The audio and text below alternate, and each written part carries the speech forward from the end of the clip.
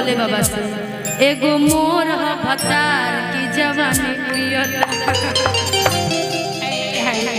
भाई भोले बाबा बहुत रोमांटिक आदमी है ना। आप लोग हमेशा इनको देखते होंगे भाई सोशल मीडिया के माध्यम से। आप एक एक वीडियो इतना आपका ब्लॉग वायरल जा रहा है भाई। एगो नया आइल बड़ी ऐसे ऐसे कह के बड़ा बढ़िया बोल लेते हैं कि केहू पानी पियता, कि केहू दारू पियता, केहू पानी पियता, एगो तोर भता का जवानी पियता। मान लो कि पति तुम्हारे भोला जी हो जाए तो तुम क्या करोगे? इनको नचा सकती हो? इनको ले जाओ, आगे ले जाओ। लेकिन ऐसा पति बुराई ना करे। मान लो कि तू लहंगा पहनले बड़ू नो तो एगो भोले जी ऐसे बारे की तारीफ करी है ना, तो जितना लोग बानो कहिए कि बात हई देखा तो रही इतना दिखत है अच्छा से ढक के जो हई कहिए कि ना ये नया फैशन है, अच्छा चीज है ना जी। इसी भोला जी में टेक्निक पा सकते हैं, बाकी किसी में नहीं है। कि जब जब पहने निसारी कि भोला कहेले प्यारी। भाई नामो इनका ऐसा नहीं कि भोला नाम इनका लेने से भोला है और भोला जी हमारे आ जा रहे हैं। और कोई दूसरा नाम है आपका? हाँ, इनका दूसरा कोई नाम आपको पता है? हाँ, कोई नाम दूसरा बताइए। अरे आप लोग गांव के इनकी आपको पता नहीं है दूसरा नाम? रघु, शत्रु, संजू। क्या संजू? संतोष मुझे हो क्या? इनके बारे में राकेश भैया अच्छा से जान रहे हैं। नामकरण आप ही करिए, नहीं तो जिम्मेदारी मुझे दे दीजिए, हम ही कर देते हैं आज नामकरण। ब्राह्मण आदमी है, कुछ दक्षिणा भी निकालें, आपका नामकरण हम लोग करवा देते हैं। नहीं, हम पंडित जी हम बिना दक्षिणा का नामकरण कर देंगे। इन्होंने बता दिया संजू ना। हाय संजू, संजोलिका कैसी हो? ए संजू देखो ना वो पसंद है, आप ही की बीवी है, ध्यान उधर ही रखिएगा। हाँ, ये संजू जी है जो अपनी पत्नी की तारीफ कैसे करते हैं। तुम भी बोलना इधर घूम करके, पत्नी रख लो ना चुनरी सर पे। हाँ, कि जब जब पहने निसारी चिपिया कहेले प्यारी, कि कहेले प्यारी बड़ी तरी बोल दीजिए उधर से कि अच्छी लग रही हो। अच्छी लग रही है, मुझे तो सब अच्छी लगती है। मन में लड्डू फूट रहा है इनका। कहते नहीं 30 दिन में 30 दिन नौकरी मिल रहा है। नौकरी मिले ना मिले छोकरी जरूर मिल रही है इनको ना जी।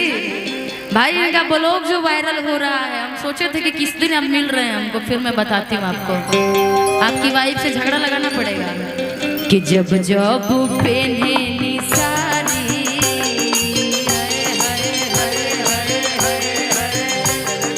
जब जब पहने निसारी पिया कहेल प्यारी, जब जब पहने निसारी पिया कहेल प्यारी, जब जब पहने निसारी पिया कहेल प्यारी,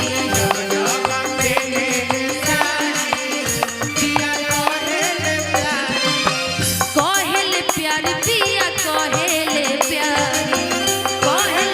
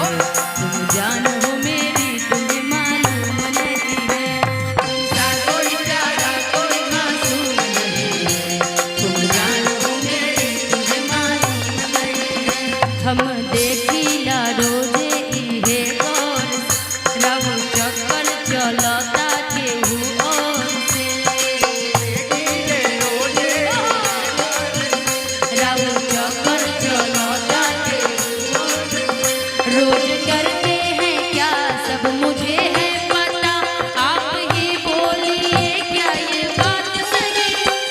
तुमसा कोई प्यारा कोई मासूम नहीं है, वो मेरी तुम्हारी नहीं है।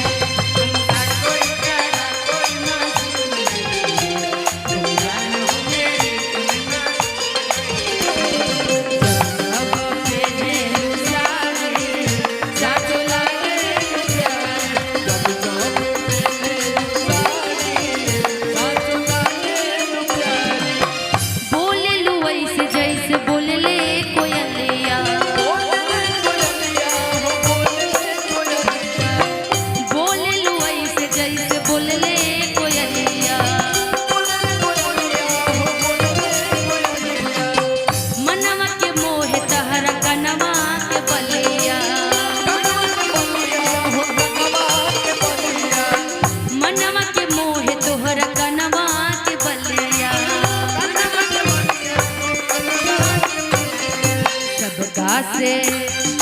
सबका से बारू तू दुलारी, सबका से बारू तू दुलारी, साँचो लागेलु प्यारी। सबका से बारू तू दुलारी, जब पहनेलु साड़ी, साँचो लागेलु प्यारी। जब पहनेलु साड़ी, साँचो लागेलु प्यारी।